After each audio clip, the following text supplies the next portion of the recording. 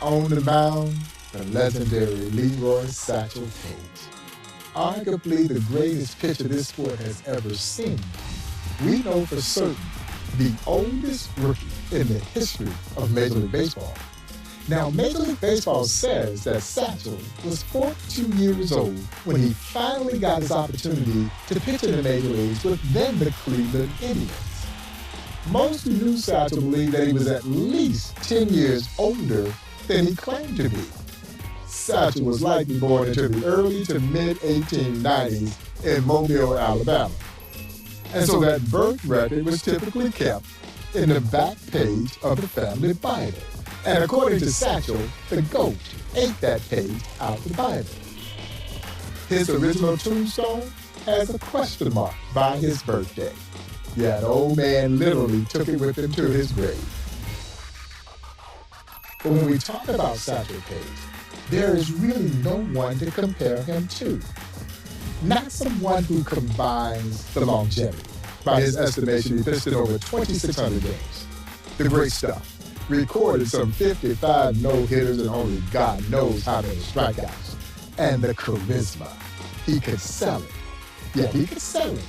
But he could also back it up. There will never, ever, ever be another Leroy Satchel Paige.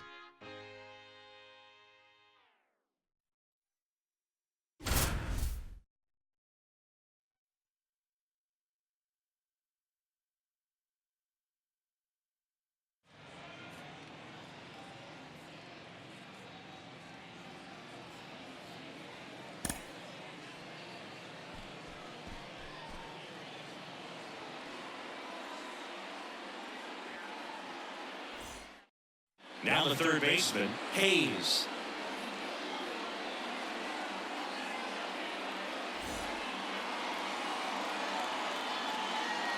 The pitch.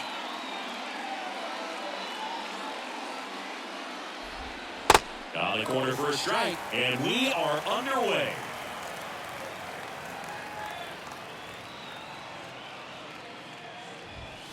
Comes up empty on the swing, 0-2 now. Good late sink on that fastball. Out of the hand looks so good, and then by the time it gets in the hitting zone, hard to get the barrel to it.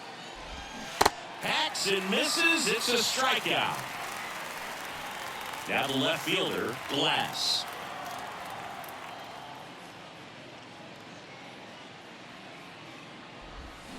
And that is cut on and miss. 0-1. See, I can't imagine batters enjoyed facing Satchel Paige. That high leg kick, so distracting and tough to figure out. 0-2 as he waves at that one. Leg kicks like Satchel's can really mess with the hitter's timing, and if you can get past that, well, you still got to hit some of the best stuff any pitcher's ever had. Next one is off the plate, and it's 1-2. A pitcher like Satchel who can change speeds, run it into triple digits, or get you out on that front foot with a changeup, you just hope you run into one and make contact. Got him. Satchel really humming now. Now it's the switch hitting outfielder, Smith.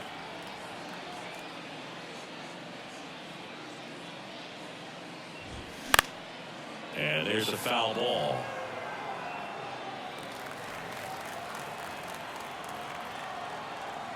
Satchel into his motion. The long windup. Turns on the rubber. Kicks and fires. To the right side. Little. That's out number 3. Back here at the ballpark. And here's the first baseman, Bates. When Satchel was just getting started, his brother Wilson was a pitcher for a semi-pro team, the Mobile Tigers. Satchel got a tryout, and he was signed on the spot. Can't feel it cleanly. No throw. He's in safely, and now there's a runner at first. Hughes getting ready to hit. Bounce to the left side, and it goes just foul. Satchel's second team was the Chattanooga White Sox, and he was way too good for that league. He lost only 2 games in 2 years there. That misses the zone. 2 balls and a strike. After Satchel Paige pitched for Chattanooga, he joined the Birmingham Black Barons in 1927, which is where he broke into the Negro National League. Paige dominant so far.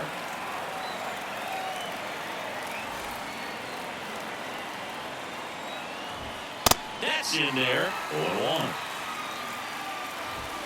Next offering misses, and that's ball one. And a swing and a miss. Satchel kicks and delivers. Keeps the at-bat going with a foul ball. And down on strikes. And 2 away now. And down to shortstop, Murray. And that's in there for strike one.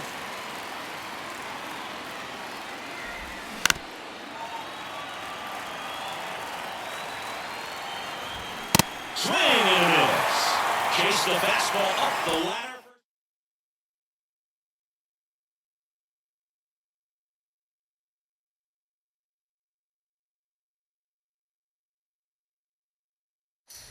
Satchel famously had names for his pitches, so he didn't have fastball, curveball, changeup.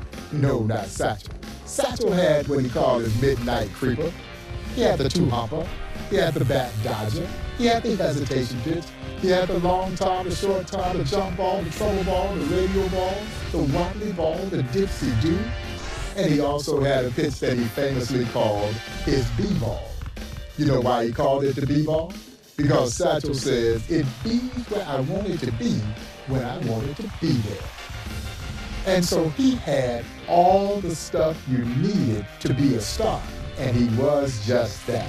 He was not only the Negro League's biggest and brightest star, but he was one of the biggest stars in baseball history.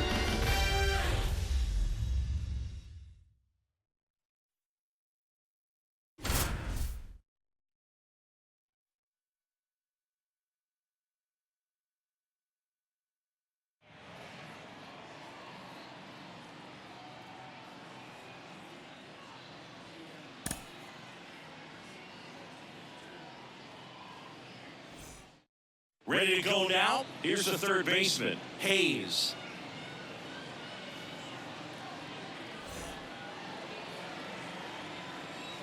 And he deals.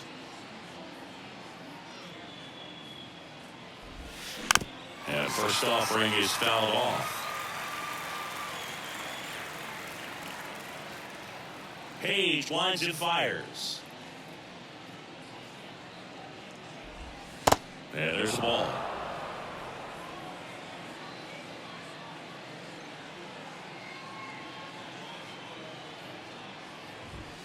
Just missed. Chris, it must have been so difficult hitting Satchel with so many different out pitches.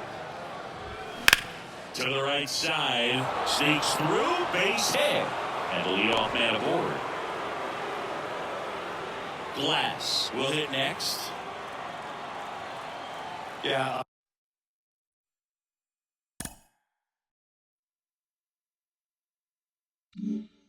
A pitcher with 2 or 3 out pitches is an ace these days. Satchel had closer to a dozen. Dig in against someone like that, you're just guessing every pitch, especially with his amazing command.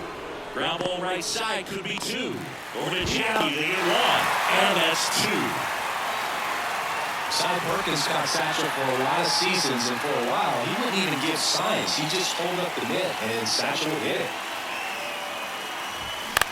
Swung on, popped up on the infield. And the inning is over. Welcome back to Muehlbach Field. And here is Bates.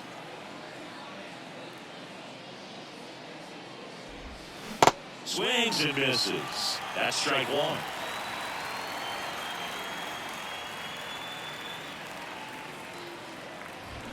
And he's down 0-2 as he swings through it. So many great nicknames in baseball history. The Iron Horse, the Say Hey Kid, the Splendid Splinter, and of course, Satchel. Next one misses, now 1-2. The way Satchel got his nickname is great. As a kid, he was trying to earn some extra money at the Mobile train station by lugging around bags for travelers.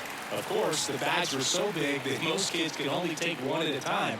So Satchel threw together some rope and a pole for a rig that let him haul 4 bags at once. Got him. Paige with the pinpoint command on that one. And the batter now, Hughes. That clips the zone. That's strike one. Carrying around all those bags, the other kids said he looked like a walking satchel tree. And the name stuck. That's out to center field. Newman under this one. Puts the squeeze on it. And there are 2 outs.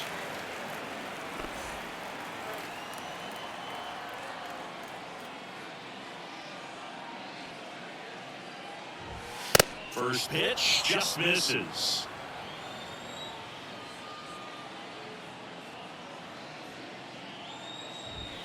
And now 2-0. Satchel comes to the plate.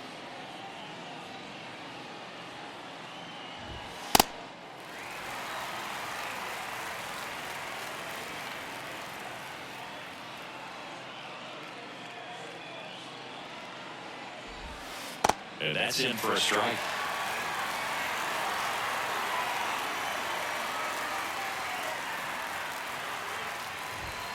And now it's 3-2. Satchel into his motion. The long windup. Turns on the rubber. Kicks and fires. And Satchel with the B-ball for the strikeout.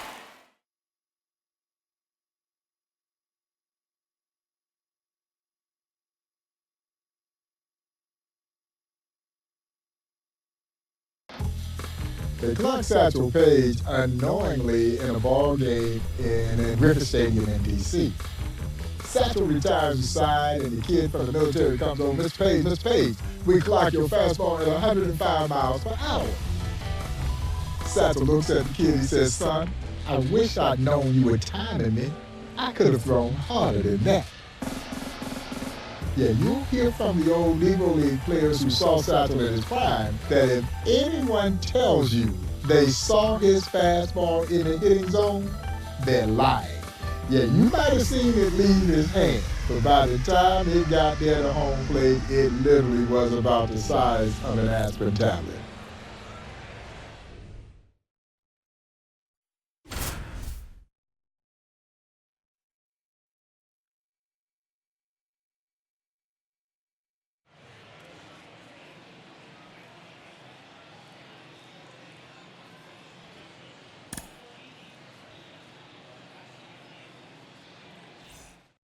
All right, ready to get underway. Here's the left fielder, Harvey. The pitch. In for a strike. And this one is off and running.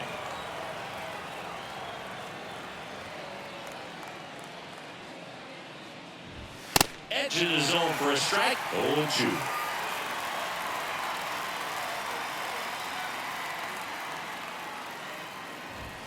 The B-ball for the strikeout. Can't hit what you can't see.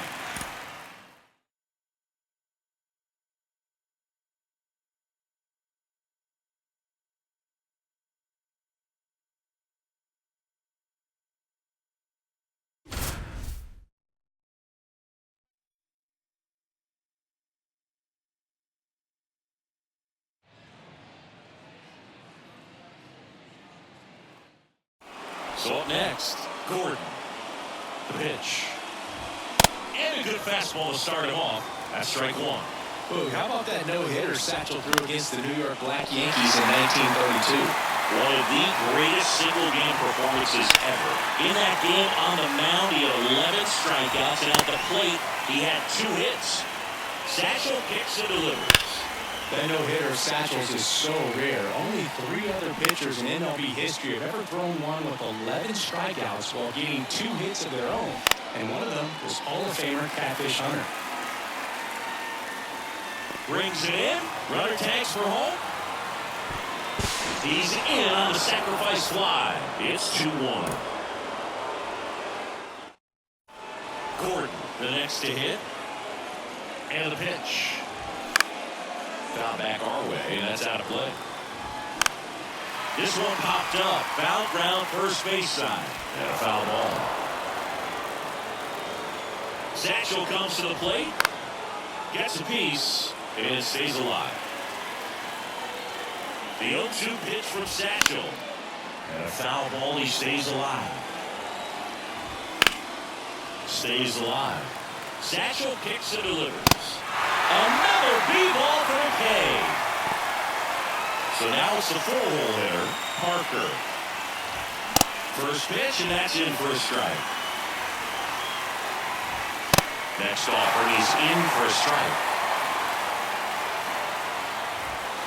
And takes low for ball one. The B-ball absolutely humming. That's a hit. And here is Floyd. First offering, and it just misses.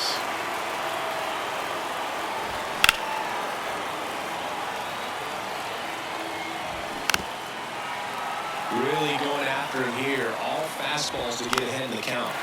And a pop-up, right side, foul territory. And O'Neill makes the play.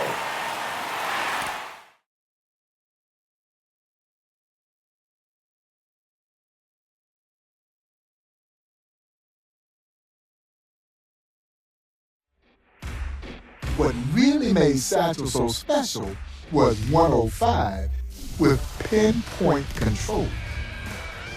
He could put it exactly where he wanted to put it, and I'm not talking about just throwing strikes. The catcher set the target. He hit the target. He didn't miss. You see, he didn't warm up in the bullpen like most pitchers do, throwing to the catcher across home plate. You know what Satchel would use? A stick of foil chewing gum wrapper.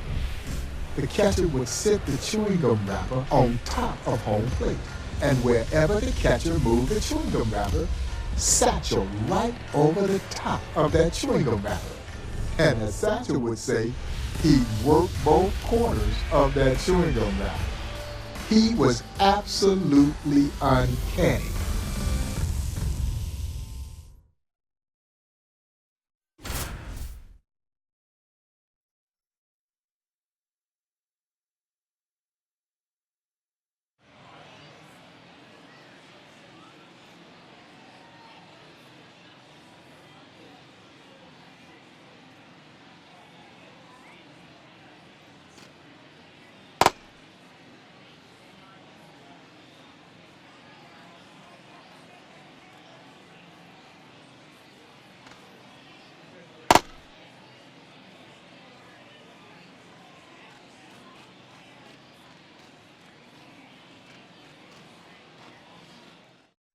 Now the left fielder, Harvey.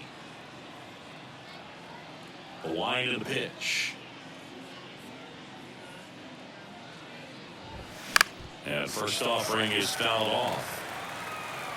Satchel into his motion. The long windup. Turns on the rubber, kicks and fires. And it's even up.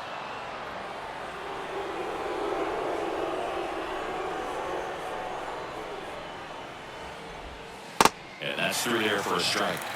A lot of pitchers with great command or great velocity, but having both is so rare. Satchel was one of the special few. I mean, 105 with the ability to spot it all over the place, just ridiculous. Sutton calls it in, and there's one away. You know, Ryan Helsley dialed it up to 104 miles per hour in 2022. To think Satchel was doing it 80, 90 years before that is just crazy. Paige lines and fires. Strike two.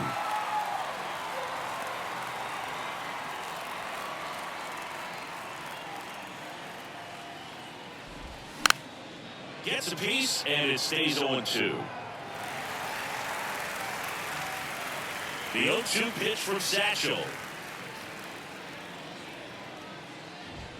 Finishes him off at 105. Pew, pew, pew.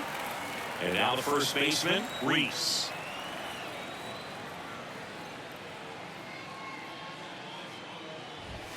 And there's the strike.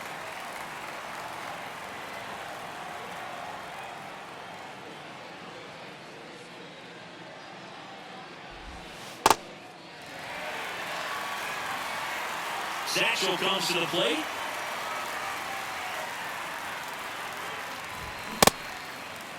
Tried to check his swing there, appeal to third, no swing. Satchel kicks and delivers. 2 balls, 2 strikes to count with 2 outs.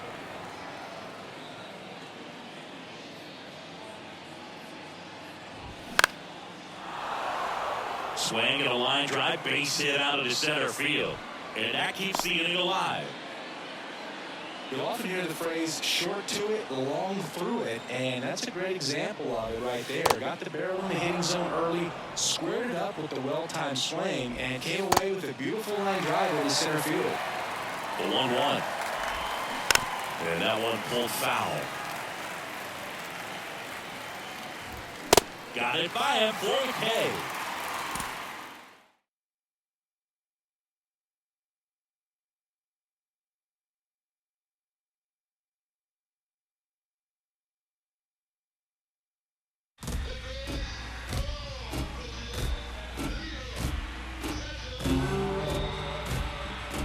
One of my favorite Satchel Paige stories involves the old man pitching in the Denver Post tournament. They're playing an all-white semi-pro team. The first kid from the semi-pro white team gets into the batter's box. Satchel throws him a fastball. He dribbles it down the third base line. It stays fair. The kid beats it out, gets an infield hit. Well, about that time, one of the kids from the opposing team steps into the dugout steps and says, "Let's beat him. He ain't nothing but an overrated darky." Well, Satchel Paige had a nickname for everyone. His nickname, famously for the legendary Buck O'Neil, was Nancy. That's a whole nother story. But anyway, Satchel looks over at first base and he says, "Nancy, did you hear that?" Buck said, "Yes, Satchel, I heard it." He said, "Nancy, bring him in." So Buck turns and motions for the outfield to take a couple steps in. Satchel looks over at first base. He says, "Nancy, bring him all the way in." Honest to God's truth, there were 7 guys kneeling around him out. And Satchel strikes out the side on 9 straight pitches. He looks into the opposing team dugout and says, "Overrated darky head." But the legendary Buck O'Neil always said if he had one game to win and any choice of any pitcher from any era, it would be the legendary Satchel Paige. He says you might beat him when he was out there messing around, but when he was locked in, forget about it.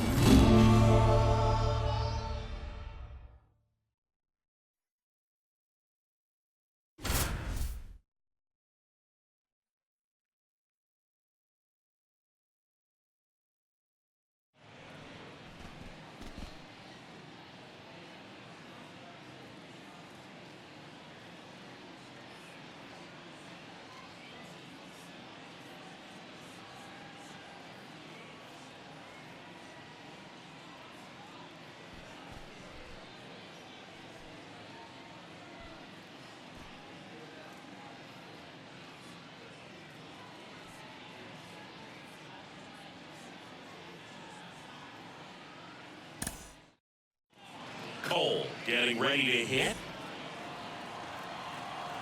Here comes the pitch. And ball 1. Terry gets his lead at first. Nobody out. And now it's even up. Swing and a miss as he was late that time. Singing the audacity Satchel had in this game. Just daring the batters to put one in play. It's the showmanship that made him famous and the sheer skill that made him great. Gordon stands in now, looks at that one inside. Swing and a miss. And a count 1-1. This wasn't even the only time Satchel did something wild like this with the defense. There were some barnstorming games where they bring in one more infielder every inning until it was just Satchel and the catcher out there. Got him. Back-to-back strikeouts. And next will be the cleanup hitter, Parker. That one's in there, 0-1. Another legendary bit of Satchel swagger. He wrote fastball on the bottom of his left shoe just to taunt the batter and tell him what was coming. Strike 2. Can Satchel really do this? Got him. Who needs a defense behind you anyway?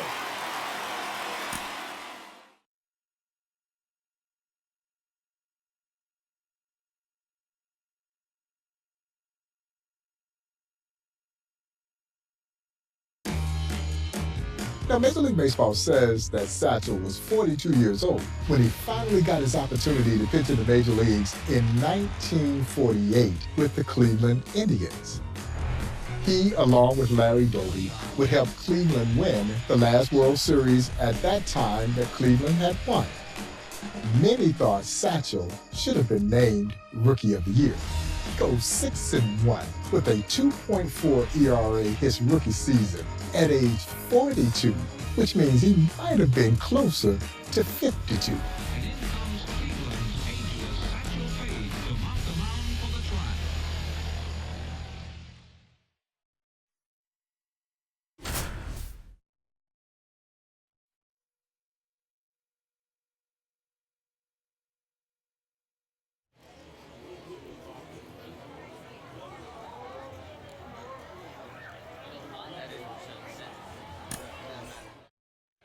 Welcome back, bottom of the inning, and now the right fielder, Rose.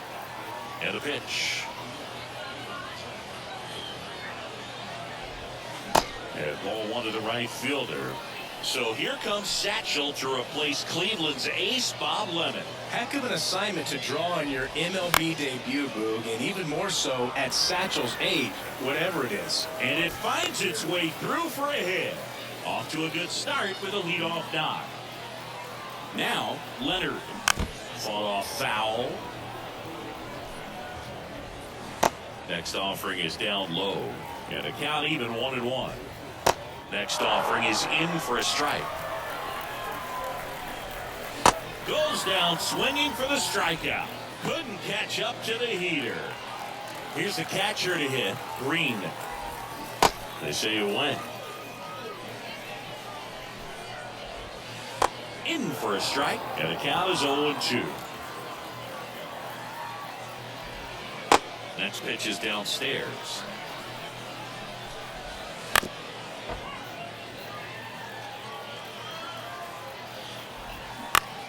Foul ball still, 1-2 count.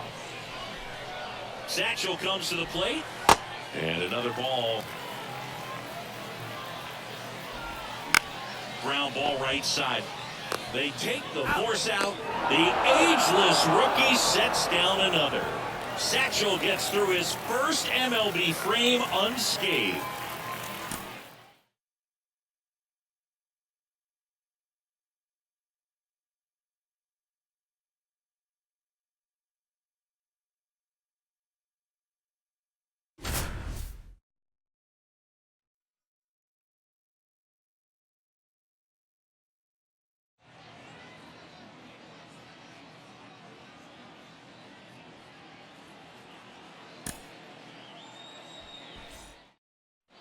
And welcome back. Now here is Michaels. The pitch.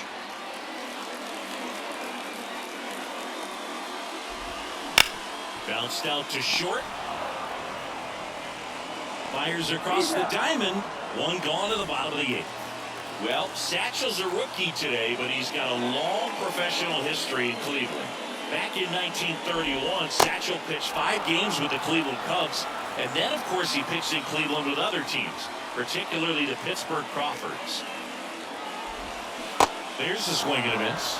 Those Crawfords teams of the early 30s, Boog, right up there with the best ever in baseball. That's right. Paige, Josh Gibson, Oscar Charleston, Judy Johnson, Cool Papa Bell. Just ridiculous. Digging in is the switch hitting outfielder, Kennedy. And he swings and misses at the initial offering.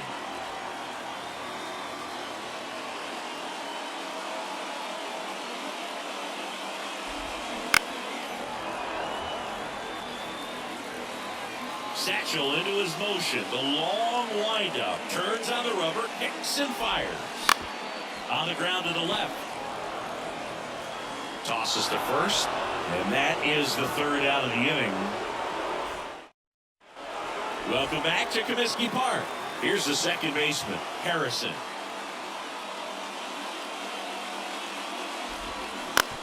On the ground to third. Slings it across, and they get the leadoff man in the ninth.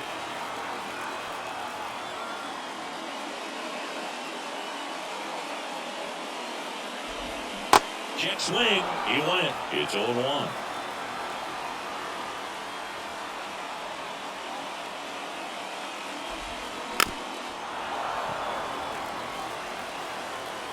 The 0-2 pitch from Satchel.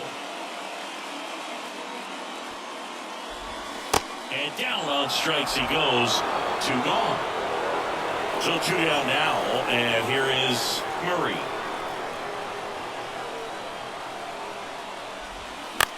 That one lifted to left. Snyder settles under this one, and that'll do it.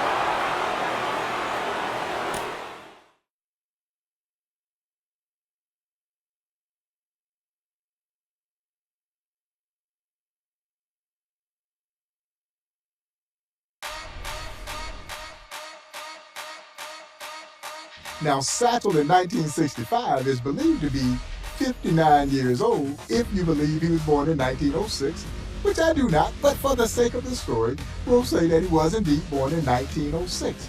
He pitches 3 shutout innings against the Boston Red Sox, giving up only 1 hit in those 3 innings. Great trivia question. Who got that long hit off of Satchel? The legendary Carl Yastrzemski. Yaz. Yaz gets a double against the old man. Satchel leaves him at third and shut down everybody else over 3 of the most remarkably pitched innings in baseball history. And they were all turning, going back into the dugout in utter disbelief that they couldn't hit that old man.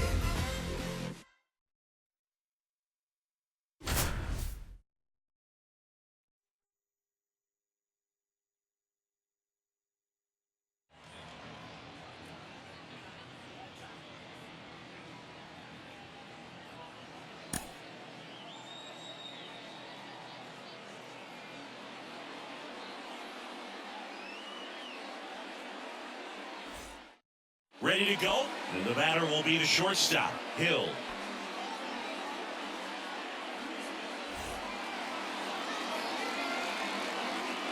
The pitch. Strike 1.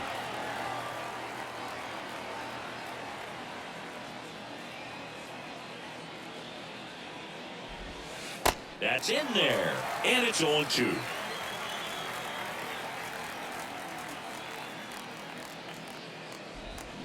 Swings through it, and that's a strikeout. Stepping in, Murray.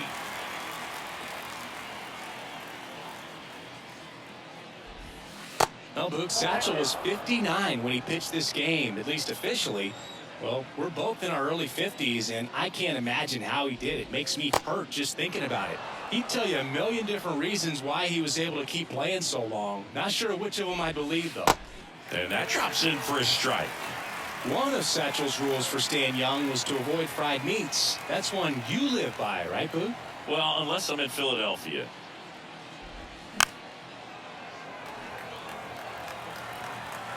Paige winds and fires. Fights it off, he'll see another. Satchel kicks and delivers. The punch out there, now 2 away. 2 out, space is empty. And now here is Sherman. That one finds the corner, and that's strike 1. The number of stories around Satchel are endless. One of my favorites, the rocking chair he had next to the bullpen for this game for the Kansas City A's. Charles Finley, who owned the A's, also had a nurse out there to rub Satchel's arm with special oils. Tremendous showmanship, and then he went out and dominated the Red Sox. Satchel comes to the plate. Fouls it off, still 1-2. Fights that one away, still 1-2. You know, after this game, Red Sox legend Carl Yastrzemski gave Satchel a big hug. One legend showing respect to another. And you know what? The fans gave Satchel a curtain call after he left the mound as well. Struck him out on a fastball that crawled to the plate. New inning getting started. Now it's the right fielder, Rose. Out to short, Reed. On the run, sends it over to first. Satchel just keeps rolling along.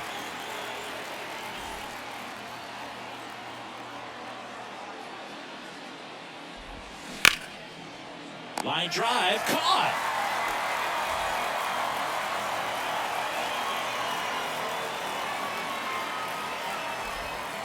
Satchel making him look foolish.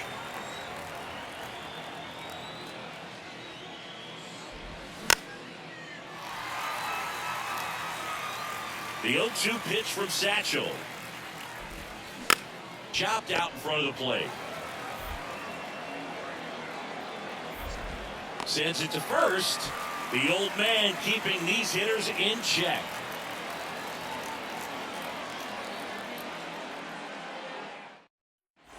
Back here at the ballpark, all set for the start of the inning. And here's the first baseman, Santiago. There's a strike.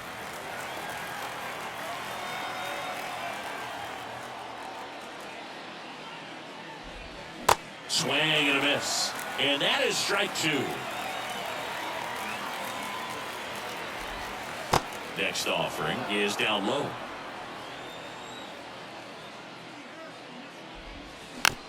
Swing and a bouncer. To first, 59 years old, so they say, and he's still untouchable. Green in the box now. No balls and a strike. And he hits a ground ball right side. What a stop. The throw, and very nicely done for the out.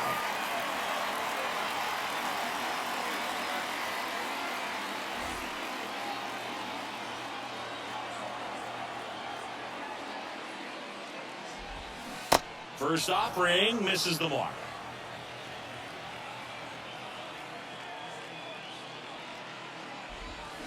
There's a strike. Satchel into his motion. The long windup. Turns on the rubber. Kicks and fires.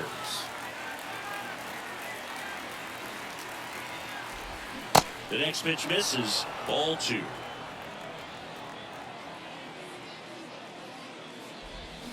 Swing and a miss. Struck him out.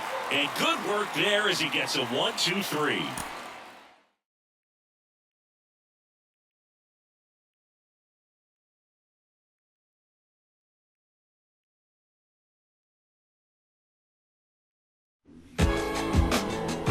Without question, Satchel Paige was the Negro League's biggest and brightest star. The man would ride into towns, and the entire towns would shut down to watch him pitch.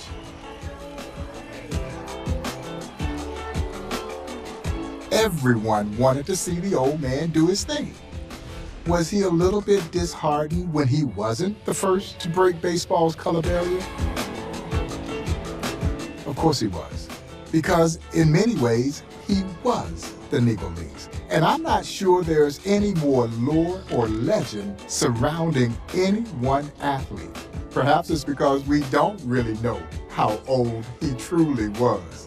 And because he dazzled us for decades. By the time he ended his career, he was either 59 or maybe 69 years old. And he was still getting it done. Only the immortal Leroy Satchel Paige.